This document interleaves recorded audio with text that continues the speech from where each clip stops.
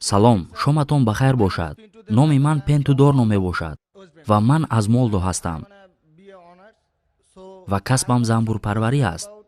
баъзе суолҳое дорам ки мехоҳам аз шумо бипурсам.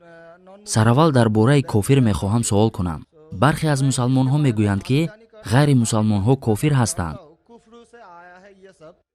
то ҷое ки мафҳуми кофирро медонам, аз куфр омадааст ва ба касе гуфта мешавад ки аз дастурот ва фармонҳои исломӣ пайравӣ намекунад.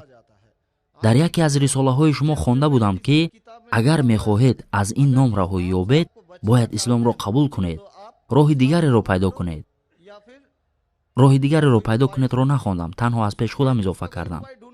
аммо маълум аст ки мо нисбати дастурот ва фармонҳои исломӣ мухолифат ва беэҳтиромӣ намекунем, чун хеле дӯстони мусалмон дорам ва бо онҳо рафтуомад мекунам. пас чаро бар замми ин ҳама моро номусалмон ва кофир медонанд? суолам ҳамин буд. бародари мо суол карданд ки кофир ба чӣ касе гуфта мешавад ва худашон маънои кофирро баён карданд ва гуфтанд ки наворҳои маро тамошо карда ва мумкин китобҳоямро низ хонда бошанд ва баён доштанд ки кофир аз калимаи куфр омадааст ва маънояш рад кардани аҳкоми ислом аст. куфр ба маънои рад кардан аст. ба таври мухтасар, касе ки аҳкоми исломро қабул намекунад ғайримусалмон аст. ҳоло шумо ғайримусалмон ҳастед ё на? пас ба шумо ғайримусалмон мегӯем ва дар охири суханатон гуфтед ки намехоҳед касе шуморо кофир хитоб кунад. оё кофир гуфтан ба шумо тавҳину даштном менамояд? ин даштном нест, балки кофир ба маънои касе ки исломро қабул надорад, ки ба инглисӣ ба ӯ ғайримусалмон мегӯянд. агар ин ба назаратон сухани тавҳиномезе аст, пас исломро қабул кунед то касе шуморо кофир нагӯяд. дар китобам ҳаминро навишта будам, на чизи дигаре. мо ку ҳеҷ кадом аҳкоми исломро мухолифат накардаем. пас боз ҳам чаро ба мо кофир гуфта мешавад? қабул доред ки худованд яктост? бале. оё қабул доред ки бутпарастӣ ғалат аст?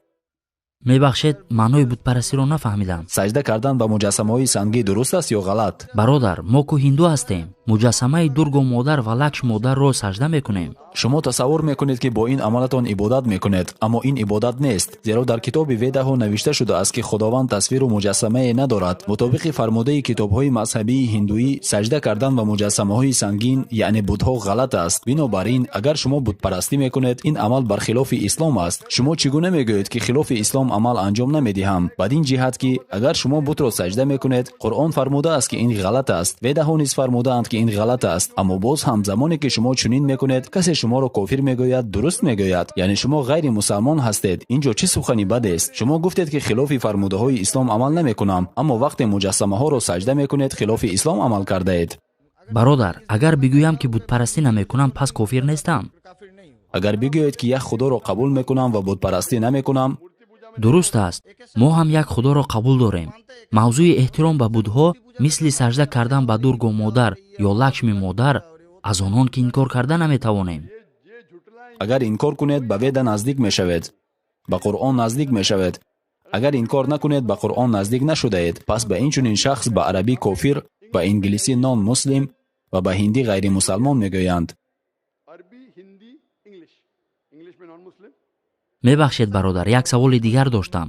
бо вуҷуде ки мусалмон нестам, метавонам ба Макка ҳаҷ биравам? бародари мо пурсиданд ки оё метавонанд бо вуҷуди он ки мусалмон нестанд ба Макка ҳаҷ бираванд. суоли аввалам аз шумо ин аст ки чаро ба ҳаҷ меравед дар ҳоле ки ғалат будани бутпарастиро қабул надоред? на хайр бародар, суханони шумо қабул аст. дуруст аст. вақте қабул кардед, ҷавоб медиҳам ки чаро ғайри мусалмонон иҷозаи рафтан ба Маккаву Мадинаро надоранд, чунки ҳар шаҳру маҳалла дар худ шароити хосе дорад. масалан, дар Ҳиндустон манотиқе вуҷуд дорад ки ба номи манотиқи контролшуда ёд мешавад ва он манотиқе ҳаст ки танҳо ашхоси низомӣ дохили он мешаванд. шаҳрвандони оддӣ иҷозаи дохил шудан надоранд? бале, шаҳрвандони оддӣ иҷозаи дохил шудан надоранд. агар бигӯем ки ман ҳам ҳиндустонӣ ҳастам, боз ҳам мегӯянд ки ҳарчанд ҳиндустонӣ ҳам бошӣ, дар минтақаҳои хоси низомӣ иҷозаи дохил шудан надорӣ. фақат касони дохил шуда метавонанд ки ҳаёташонро барои ҳифзи ватан қурбон мекунанд. ҳамин тавр Макка ва Мадина манотиқи хос барои мусалмонон аст. фақат касоне ки исломро қабул доранд рафта метавонанд ва барои каси дигаре иҷозаи рафтан нест.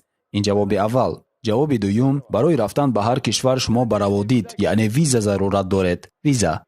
вақте соли 1996 бори аввал ба Сингапур рафтам, қоғази огоҳие ба ман доданд ки ба забони англисӣ навишта буд муҷозоти қочоқи маводи мухаддир эъдом аст. яъне агар маводи мухаддир аз дасти шумо ба даст биёяд эъдом яъне кушта хоҳед шуд. ман ку гуфта наметавонам ки ин муҷозоти шумо сахтгирона аст. яъне вақте Сингапур меравед аз қонунҳояш пайравӣ кунед, дар ғайри ин ба Сингапур наравед. ба ҳамин тариқ рафтан ба ҳар кишвар шароити хосе дорад. рафтан ба амрико шароити бештаре дорад. навиштааст ки оё шумо террорист ҳастед? то замоне касе бале навистааст намедонам.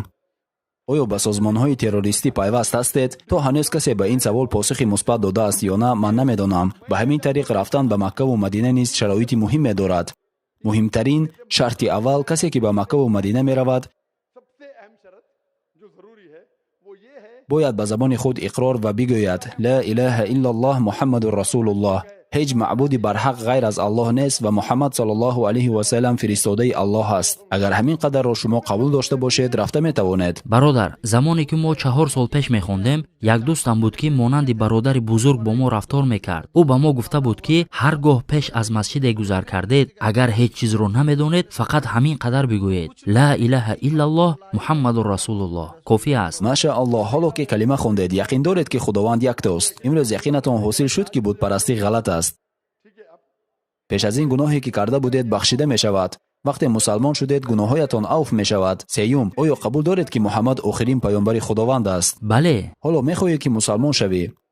ин аз иҷозаи падару модарам вобастагӣ дорад. падарҷону модарҷонатон на. шумо мехоҳед ки мусалмон шавед? дар танҳоӣ намехоҳам. бояд онҳо ҳам ин ҷо биёянду дар якҷоягӣ бо ҳам тасмим бигирем. онҳо наоянд, худованд аз онҳо хоҳад пурсид. аввал ки шумо қабул кардед, сипас онҳоро меоваред. дуруст аст? дуруст аст. ман ки қалбан қабул дорам. пас шумо қабул доред ки худованд яктост? бале. қабул доред ки бутпарастӣ ғалат аст? қабул доред ки паёнбар Муҳаммад охирин фиристодаи Аллоҳ аст? бале. касе болои шумо ба зурӣ исломро қабул кунонд? на хайр. ягон фишор? на. касе ба шумо ришват дод? на. аз таҳти қалб мехоҳед мусалмон бале, шавед? аз таҳти қалб. баъд аз ин ҳар касеро ки ба ислом даъват кунед метавонед. ман ба арабӣ мехонам, шумо метавонед ки такрор кунед. чаро на?